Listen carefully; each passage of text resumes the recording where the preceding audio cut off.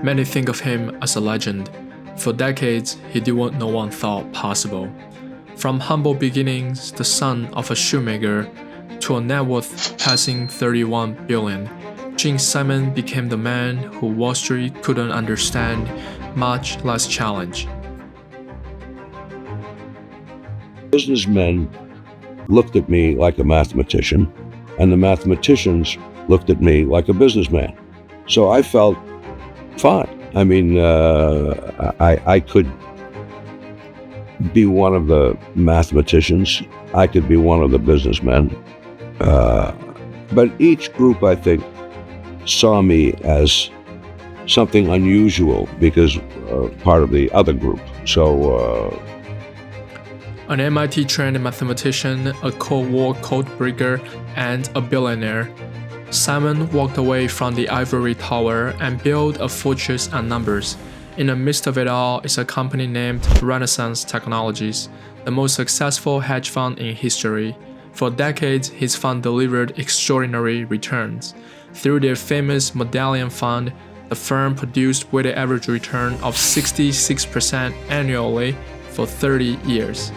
If you had put $100 into Medallion in 1988, your money would be worth well over $400 million today. Born in 1938 in Newton, Massachusetts, Simon's upbringing was modest, unremarkable to the outside world. Even as a boy, Simon's talent for math was clear. When other kids are still fighting over toys, he would pass time by doubling numbers and working through equations just for fun. Numbers became his refuge. There were problems waiting to be unlocked, and mysteries that he felt he could solve.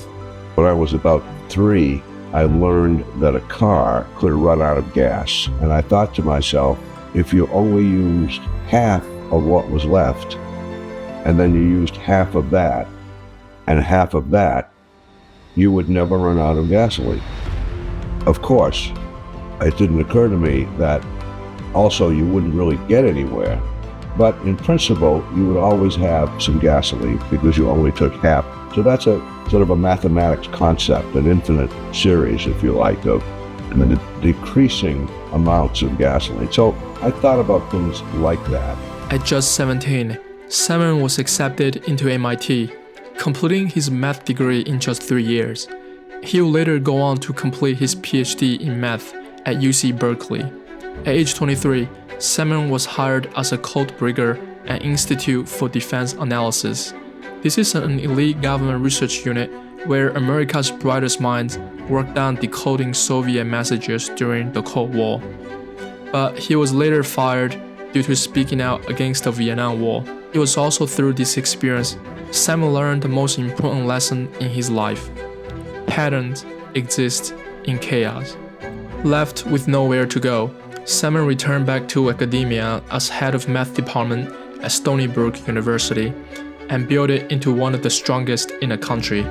Together with Shishan Chen, a world-renowned mathematician, they uncovered a geometric breakthrough that decades later became foundational in areas of physics and computer science, influencing research at companies like IBM and Microsoft in the race to build quantum computers and even AI today.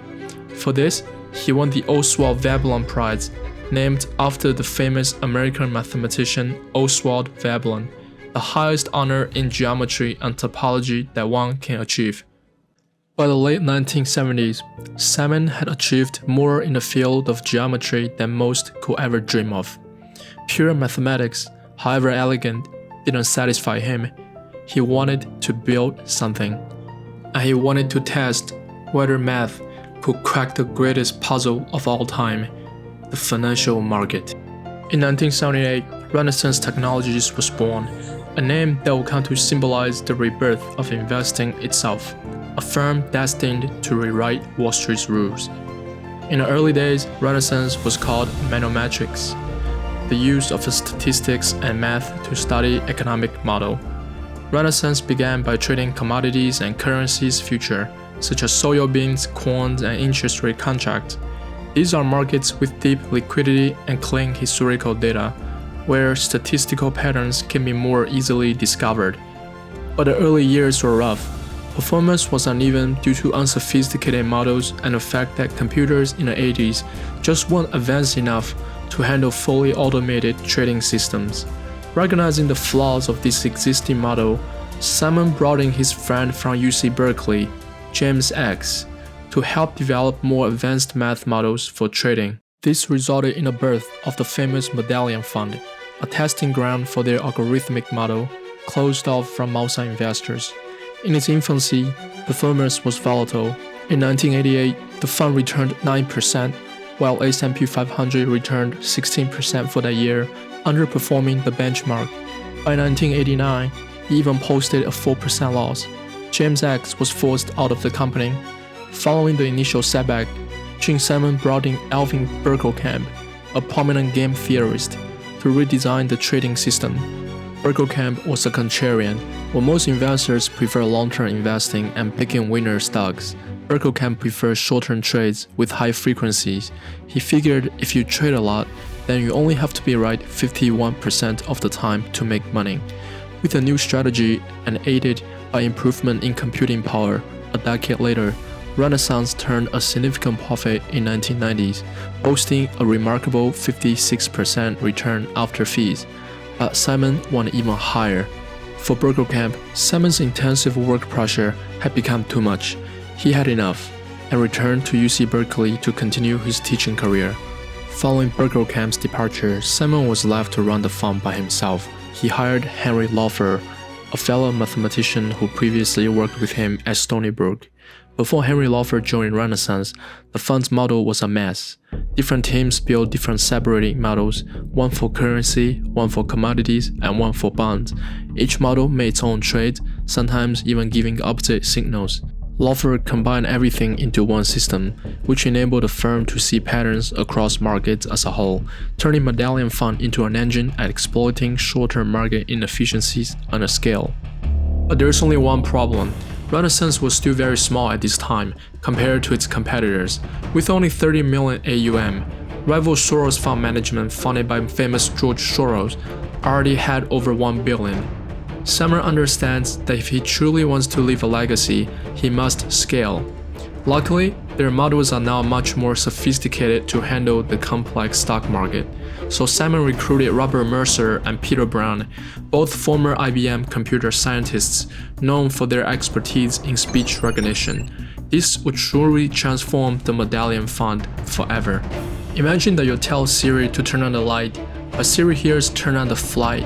It uses context to guess that you probably meant light and fixes it automatically for you. Now swap words for prices. Suppose the stock price moves 100 to 100.2 to 99.8. To most people, that's just noise. The system understands that a price drop followed by a rebound usually meant another uptick in price. So Medallion could buy right before the next uptick and sell it seconds later, making a tiny but repeatable profit. Medallion reportedly makes up to 300,000 trades per day, making small profits each time. This allowed the firm to amass huge fortunes and transformed it into a consistent profit-making machine. Even amidst the dot-com bubble, when the market nosedived 50%, many funds lost money. Medallion returned a whopping 98.5% return. With so much money pouring in, Simon distributed enormous payouts to his staff and even rewarded the team with perks like lavish vacations and retreats. Reports say employees took home tens of millions of dollars each. So many employees started buying luxury mansions in Setauket, Long Island, near Stony Brook, where Simon used to teach. Locals even started referring to it as the Renaissance Drive. As the firm grew, it became more secretive. By 2003, the fund was closed to outsiders, and employees must sign NDAs to never share a single word about their trading algorithms. Medallion's returns are so high, it charges a performance fee of 44%, much higher than industry standard of 20%. 30 years in a running, the firm never had a loss. Having achieved everything that he could in a world of mathematics and markets, in 2009, Simon stepped down as CEO of Renaissance. But that's not the end. He shifted his focus on giving back.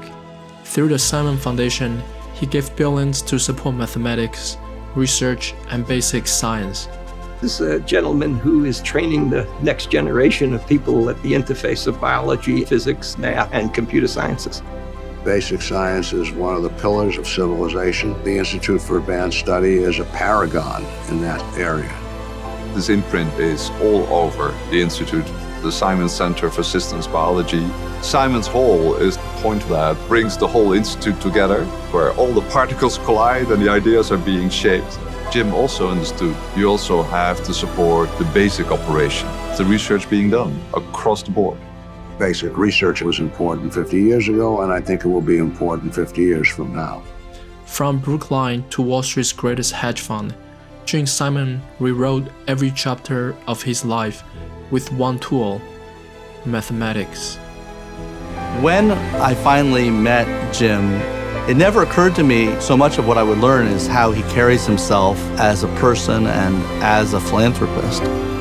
Getting to push along our knowledge is fundamentally important to him. In some sense, Jim is a captain, stewarding many ships. He is a good man. He does things because they're good and right to do. He is one of the great men of our time.